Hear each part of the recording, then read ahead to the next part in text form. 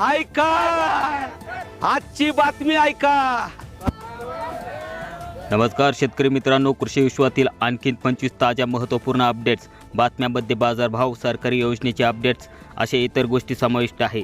चला तर मग पाहूया वेळ न घालवता पुढील 25 महत्त्वाच्या सुपरफास्टमध्ये बातम्या। पहिली सर्वात महत्त्वाची अपडेट, रब्बी हंगामाच्या तोंडावर रासायनिक खताचे दर कडाडले आहेत। DAP आणि 10-26-26 सारख्या खताच्या एका गुणीमागे 200 ते 350 रुपयाची वाढ झाली आहे। यामुळे शेतकऱ्यांचा उत्पादन खर्च वाढणार असून आधीच संकटात असलेल्या बळीराजाला हा मोठा फटका आहे। दुसरी बातमी, कांदा उत्पादकांसाठी नाफेडने आपला साठवलेला कांदा बाजारात आणल्यामुळे कांद्याचे बाजारभाव खाली आले आहेत। अनेक ठिकाणी शेतकऱ्यांना कवडीमोल भावाने म्हणजेच 5 ते 8 रुपयांनी किलोने कांदा विकावा लागत आहे। यामुळे कांदा उत्पादकांमध्ये सध्या संताप व्यक्त होत आहे। तिसरी बातमी, सोयाबीनचे भाव तसेच सोयाबीनच्या दरात अजूनही अपेक्षित सुधारणा नाही। सध्या बाजारात सोयाबीनला सरासरी 4100-4400 रुपये प्रति क्विंटल भाव मिळत आहे। हा दर उत्पादन खर्चाच्या तुलनेत कमी असल्याने शेतकऱ्यांची भिस्त आता हमी भावावरच टिकून राहिली आहे।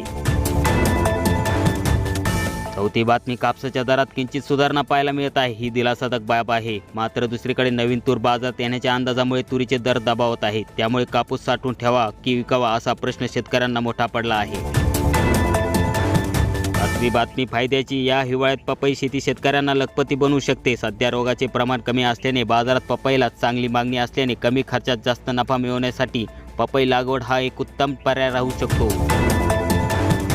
कापसाचे भाव सध्या 6500 ते 7800 रुपये प्रति क्विंटलच्या दरम्यान आहेत। आंतरराष्ट्रीय बाजारात कापसाचे दर दबावत असल्याने मोठी वाढ होण्याची शक्यता कमी आहे।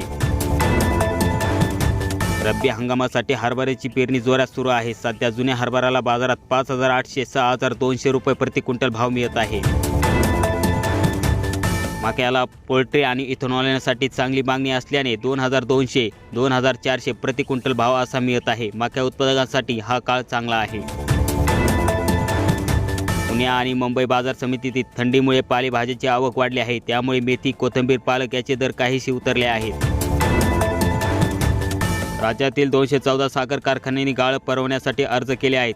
FRP रक्कम वेळेत देण्यासाठी कारखान्यावर शासनाचा वाच आहे। केंद्र सरकारने तूर आणि उडीद आयातीचे धोरण मार्च 2025 पर्यंत मुक्त ठेवले आहे। त्यामुळे तुरीचे दर हमीभावाच्या आसपास राहण्याची शक्यता आहे। विदर्भात पावसाचा इशारा, हवामान खात्याने 1 आणि 2 डिसेंबरला विदर्भातील काही जिल्ह्यात अवकाळी पावसाचा अंदाज वर्तवला आहे। शेतकऱ्यांनी कापूस आणि तूर झाकून ठेवावी। नाशिक, पुणे आणि नगर जिल्ह्यात थंडीचा कडाका वाढणार आहे। द्राक्ष बागांना पहाटेच्या दव आणि थंडीपासून वाचवण्यासाठी उपाययोजना करा। सध्याचे थंड हवामान गहू पेरणीसाठी अत्यंत पोषक आहे। 15 डिसेंबरपर्यंत गव्हाची पेरणी उरकून घेण्यासाठी कृषी तज्ज्ञाचा सल्ला घ्या।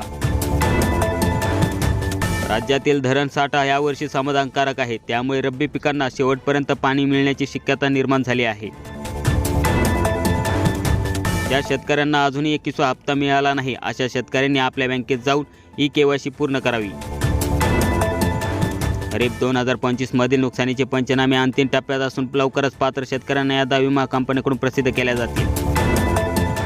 महाकृषी ऊर्जा अभियानांतर्गत डिझेल पंप बंद करून सौर पंप घेण्यासाठी नवीन अर्ज प्रक्रिया सुरू आहे, त्याचा लाभ घ्या। खत सबसिडी मंजूर, केंद्र सरकारने रब्बी हंगामासाठी फॉस्फरस, पोटॅश खतावरील सबसिडी कायम ठेवली आहे। त्यामुळे खताचे दर अनियंत्रित वाढणार नाहीत। राज्यातील नगर परिषद निवडणुकांमुळे 1 ते 3 डिसेंबर दरम्यान अनेक ठिकाणी ड्राय डे, स्थानिक सुट्ट्या जाहीर झाल्या आहेत। याचाच परिणाम स्थानिक आठवडे बाजार होऊ शकतो। युरोपला द्राक्ष निर्यात करण्यासाठी ग्रेपनेट प्रणालीवर नोंदणी करणे बंधनकारक आहे। बागायतदारांनी ही नोंदणी त्वरित करून घ्यावी। ढगाळ वातावरणामुळे डाळिंब बागावर तेल्या रोगाचा प्रादुर्भाव दिसू शकतो। वेळीच बुरशीनाशकांची फवारणी करा। थंडीत जनावरांना लाळ्या खुराकत आजार होऊ शकतो। आपल्या जनावरांचे लसीकरण झाले आहे की नाही याची खात्री करा। खाजगी आणि सरकारी डेअरीकडून सध्या दुधाची खरेदी दरात कोणतीही नवीन वाढ जाहीर झालेली नाही। दर स्थिर राहणार आहेत। नॅनो युरिया फवारण्यासाठी ड्रोन भाड्याने घेणाऱ्या शेतकऱ्यांना शासनाकडून सवलत मिळण्याची चर्चा सुरू आहे। लवकरच अधिकृत GR जारी होऊ शकतो।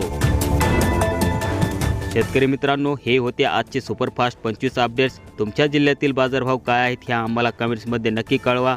भेटूया उद्याच्या नवीन बातम्यासह। तोपर्यंत पाहत राहा आपले चॅनल, लाईक आणि सबस्क्राईब नक्कीच करा। धन्यवाद।